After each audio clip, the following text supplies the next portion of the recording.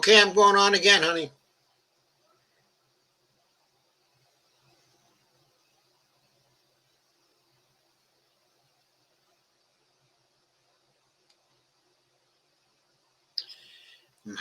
Hi, everyone. I'm Joe Firestone, your host for Progressive Short Takes. This short take is addressed to Joe Biden. Face it, there's no neoliberal fix for the COVID-19 economy. This short take, is about a post from Thomas Neuberger, otherwise known as Gaius Publius. He did a piece on his Substack blog entitled "There's No Neoliberal Fix for the COVID Economy," and subtitled "Biden May Be the Pooch That Caught the Car." I thought you should hear about this one. Yes, Biden has captured the power of the executive branch of government. Yes, he has vanquished his Sanders-style enemies in the party. But in doing so, he's divested himself of most of the FDR tools available to him. Once he enters office, he may find he has a problem he can't solve. I'm referring, of course, to the ever-growing disaster called coronavirus, both in its medical manifestation and its economic one. For today, let's look at just the economic problem. The medical problem will be addressed later. In an earlier piece about adding ventilator capacity to hospitals, I said the main pushback would come from free market enthusiasts who think hospitals will purchase but many more of the additional ventilators because they don't see an incentive to buying equipment they won't need in the long run. And a Boston University professor put it this way, quote, "Who will pay for all the extra ventilators even if the company can ramp up? At some point, this crisis will play itself out and the hospitals will have more ventilators than they need till the next crisis," unquote. And Tom Neuberger says, who will pay for the extra ventilators? The answer, of course, is not the, quote, the market, unquote, with its magic hand, nor the government, which is the hidden ask, but the flush with money hospitals themselves because government forced them to. The other answer to the who will pay for it question is the Sanders solution. It's an emergency. Government steps in and does the job only government can do. Government funds the ventilator company and mandates so the ventilators be purchased by hospitals and made available. After all, during World War II, the investment community did not decide how many Jeeps GM would produce. GM was told what to produce and complied. All this leads to a general observation about the COVID crisis. There is no neoliberal solution to this problem, barring a miracle cure. We'll solve it the Sanders way, or we won't solve it at all. That is, if government doesn't step in and mandate required actions in a Sanders-style, FDR-style, World War II emergency way, none of what's needed to pull the nation out of the hole we're diving into will occur.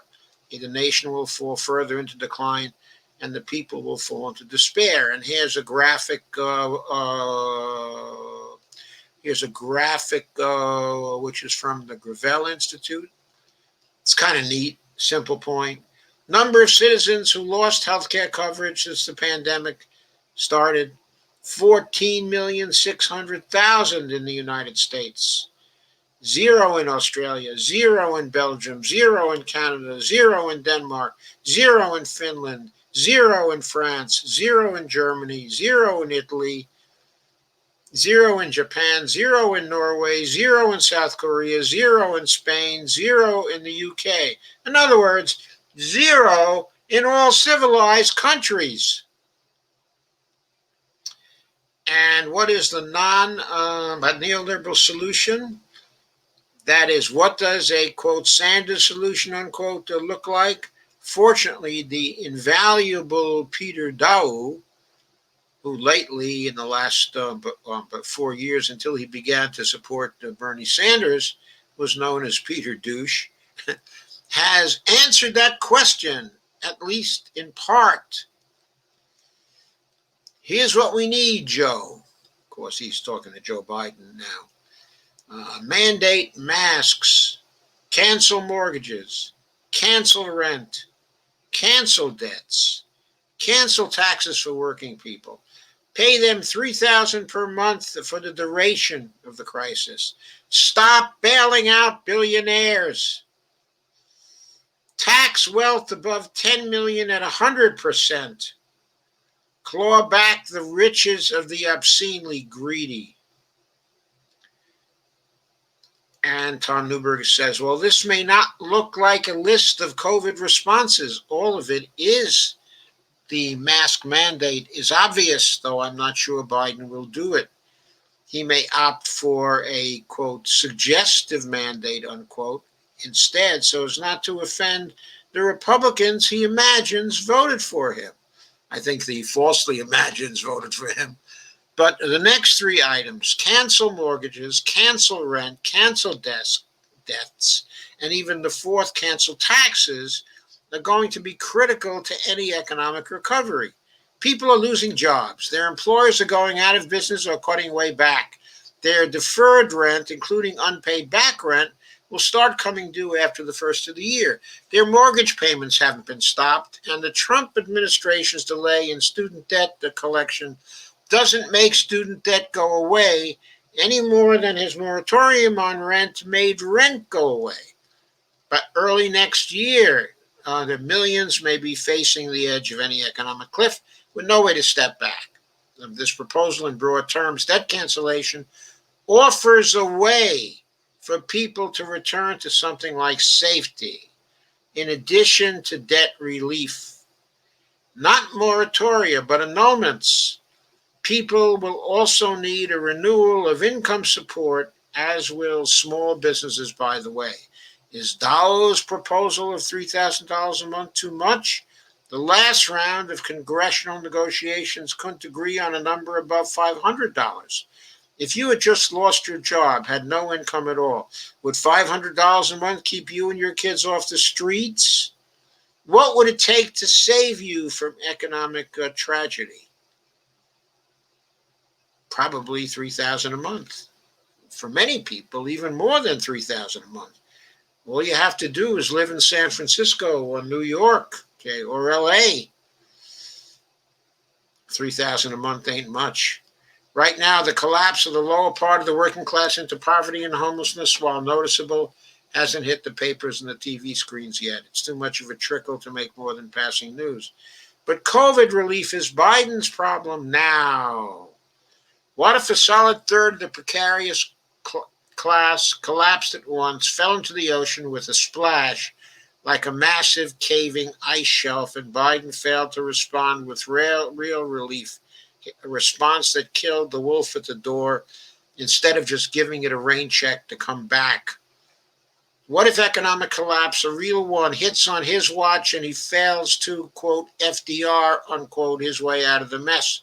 What if he chooses mainly, quote, market solutions, unquote, instead of broad-based deficits don't matter, government help, and those solutions fail?